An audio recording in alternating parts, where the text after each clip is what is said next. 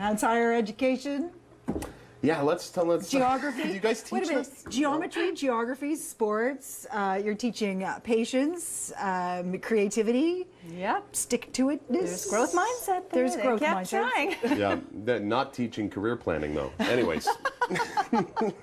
Kate Winn is here. She's a teacher, she's a mom, she's a blogger. She is also wrapping up the end of the school year, and she's helping parents kind of do the same thing. So what's the #1 question you should be asking your teacher before everything wraps up next week? One thing I would ask is, if we are only going to work on one thing over the summer, what should it be? Oh. Okay. And for me, for a lot of parents, I think reading would be my go-to answer, but there'd be something more specific for that kid. But it might be something that you wouldn't expect, like tying the shoes. Okay. Or something that the teacher has noticed that they think will be helpful for September. A couple of parents, I mentioned coins. Over the summer, get out some money, because by this age, kids really should be able to name the coins and say the values. So just something like that, so you can feel like you're helping out with the education over the summer. But do you have to be careful so that the kid doesn't think that they're going to be having homework throughout the summer? Oh, because, absolutely. Right, you have to strategically plan how you're going to implant these thoughts into their heads. And right? make things a game or whatever you need to do just to practice some things. Okay. You're going to get home a beautiful package of art from the last 3-4 months. Yes. I find it hard to throw away this stuff. But so what do you do? Yeah, so I hate clutter, so I'm a little bit ruthless. I'm pretty good at weeding things out, but some things you're sentimental about for sure and you want to keep. I saw a really neat idea where you can take the artwork, and of course we know you could scan it into the computer, or you could take pictures and upload it so that you've got it. But you could also go to one of those photo printing sites and have it printed out as a collage. Ooh. So that you can have a mixture of the work all together on the one printout. Because some people do like to have a bit of a hard copy, maybe for the child's memory book, or you can even put it on a canvas, or whatever, and hang it if you wanted to. But it's just a way to keep it. So it'd be little small versions of all of the pieces, but still better than throwing them all out. Okay. I like that. Yeah, absolutely. Gifts for teachers. Yes, so the best thing you can do to thank your child's teacher is say thank you.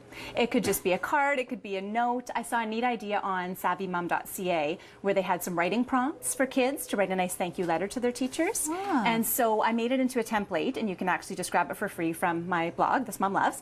And it's got sentence starters like, the best part of the year was, I'm going to miss you because. Oh, that's cool. I hope this summer you get to. And it's an easy way for kids to kind of jumpstart their brains in terms of what to say, because if you sit them down with a blank card and say, tell your teacher what you're thankful for, sometimes they're thinking, I don't remember, I don't know what we did, what do I say, even though they've got all sorts of wonderful memories, but this way it kind of gives them a focus. Very cool. Now, one of the big questions here, and it was always something that I thought of at the end of the school year, is next year, what class am I going to be in?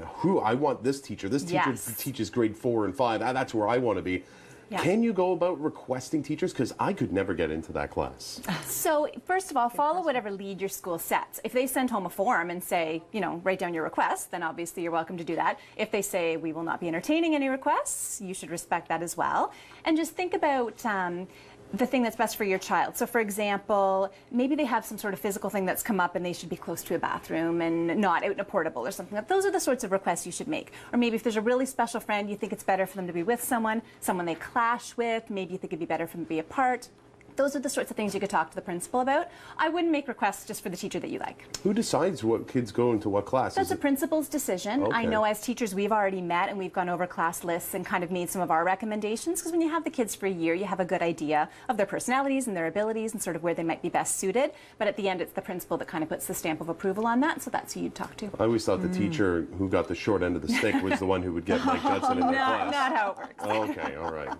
Well, is there got special consideration if there is a child who's really struggling, or who is really struggling either socially or scholastically? That must be hard for all of the teachers to figure out how that's going to work best for that child. Oh, absolutely. And then it's kind of like a domino thing. You start working it out, and then you realize, wait, if we do that, we're going to have only 2 girls in that classroom. So we, when you kind of try to rejig it until you get it to where it's going to work. So trust the school if you can when it comes to that. But if you have something you really want to ask for, talk to the principal. So just as our last quick note, as a mom, is there something special that you do with your girls that signifies the end of the year or the start of vacation? Well, going out for dinner is what I do to celebrate everything, so that's probably not so unique. But I've seen some neat ideas, like some cool parents that do water balloon fights in the backyard as their last day tradition. I also saw something cool where the mom takes pictures of the kids on the last day wearing their first day of school outfit from this year. And you can see like how worn the outfit has become, but also how much they've grown in terms of from September to June, how the outfit fits. It's kind of a neat keepsake too. This is Kate Winn. She's a teacher, a mom, a blogger. You'll find her at This Mom Loves, and she's full of all these great ideas, and you can find them at her site. Thank you very much. Thank you. Thank you for joining us. We've got Roundtable after the break.